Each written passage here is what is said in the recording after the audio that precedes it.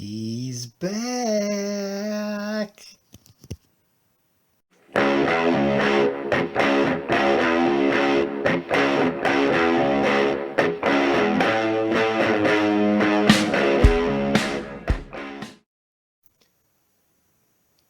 Scion of the Dragon is a 4/4 legendary creature dragon avatar.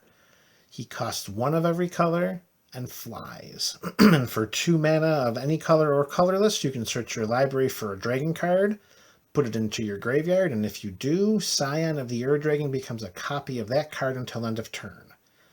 So what this pretty much means is he can become any dragon in Magic's history.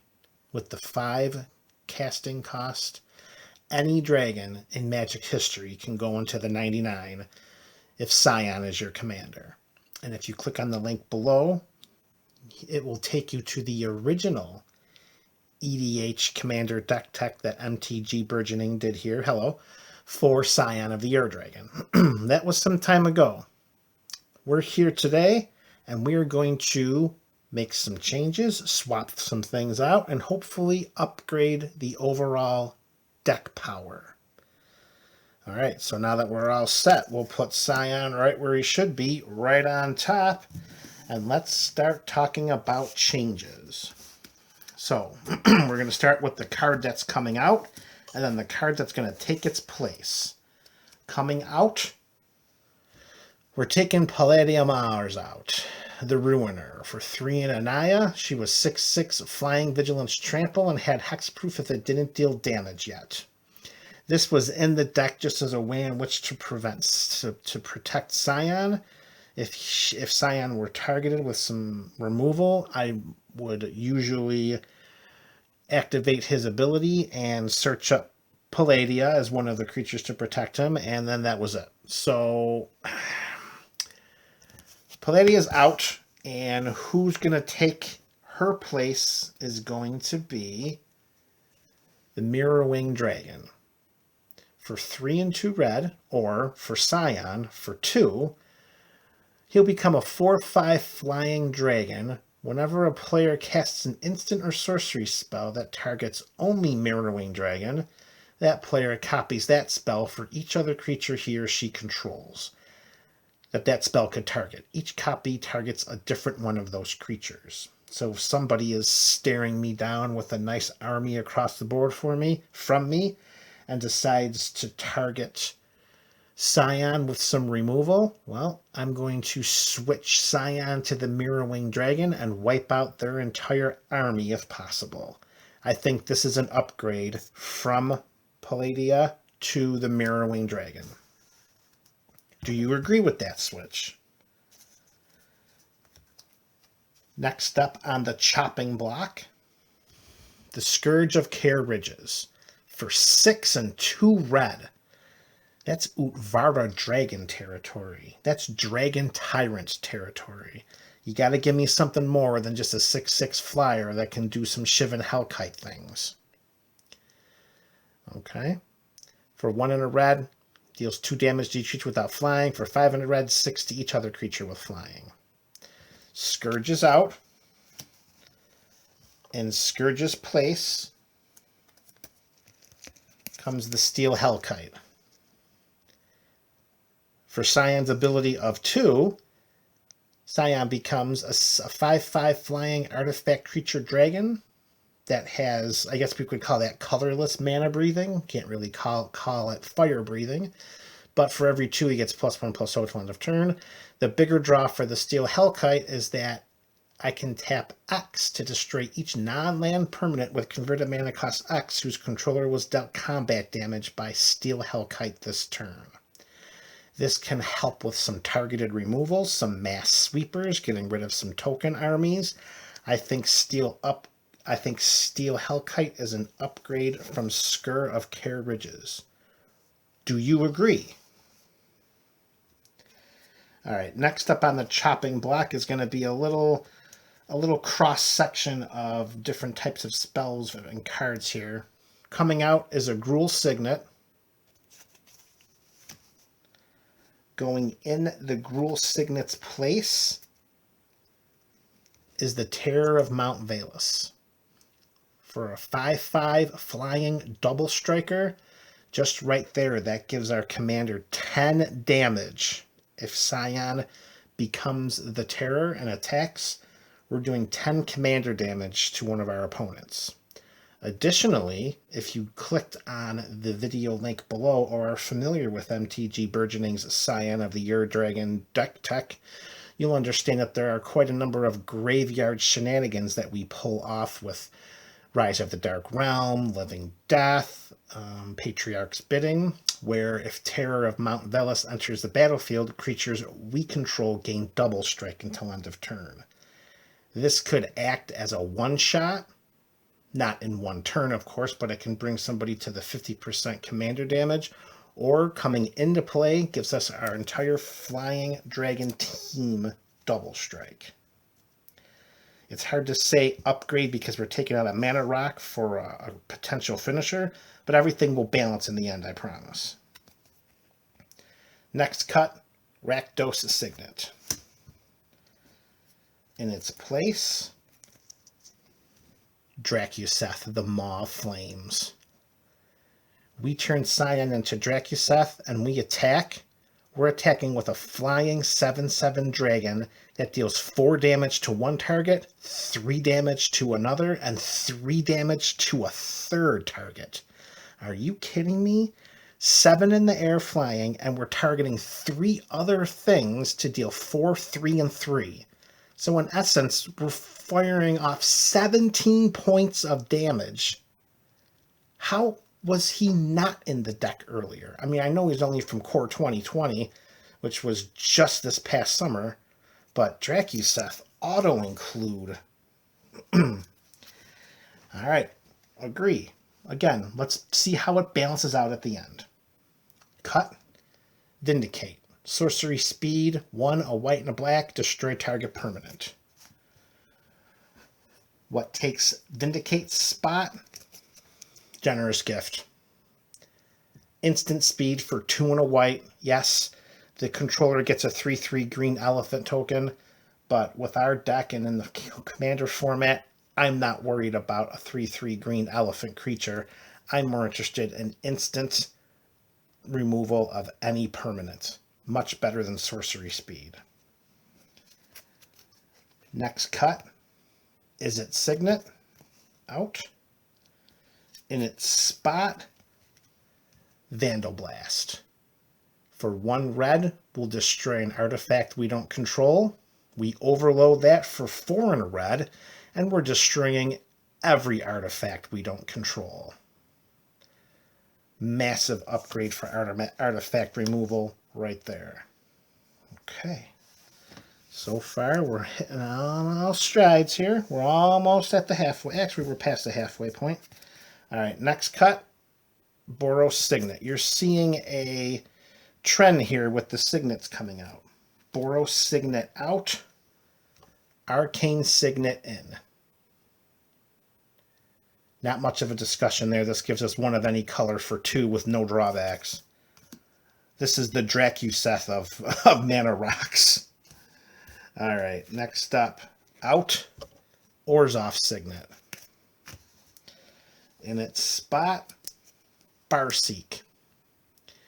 1 in a green, we're searching our library for a plains, island, swamp, or mountain card. Not basic, card. So that could be our shocks. Put it onto the library, put it onto the battlefield tap, then shuffle your library. I was getting to the point, and this is the reason why so many of the Cygnets, actually all of the Cygnets, as you'll see, are coming out. We're replacing the rocks with roots. And after having so many of the Cygnets blown up, cyclonic rifted, and anything else that the roots are stronger than rocks, so we're replacing as many of them as we can with spells that just get our lands into play. Okay? And as foreshadowing goes, here's the Golgari Cygnet. That's coming out. And in its place will be the Skyshroud Claim. 3 in a green, we're going to search our library for 2 forest cards. Again, not basics. 2 forest cards and put them into play. I will admit, there is a degree of risk with this card because in our entire deck we have 5 targets. We have our 1 basic forest, and then we have each of the 4 shock lands where there is a forest. Okay, there's the Temple Garden, the Stomping Ground, the Overgrown Tomb, and the Breeding Pool.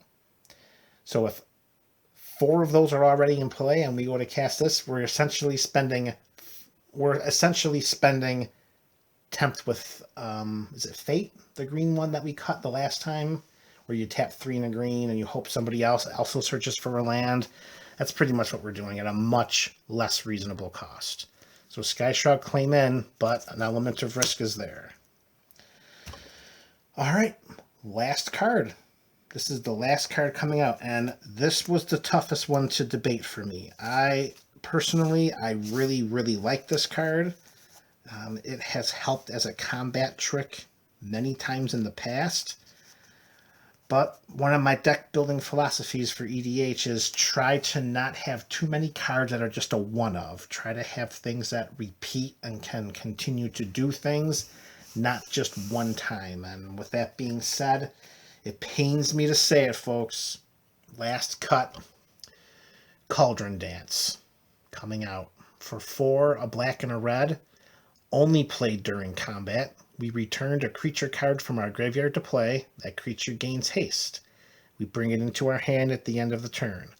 We put a creature card from our hand into play, and that creature gains haste. Put that card into the graveyard at the end of our turn. So out of nowhere, we're bringing a creature card from our graveyard and from our hand into play with haste to attack for 1 turn, and then they swap positions. The battlefield or the graveyard creature will come to my hand. The creature that went from my hand goes to the graveyard.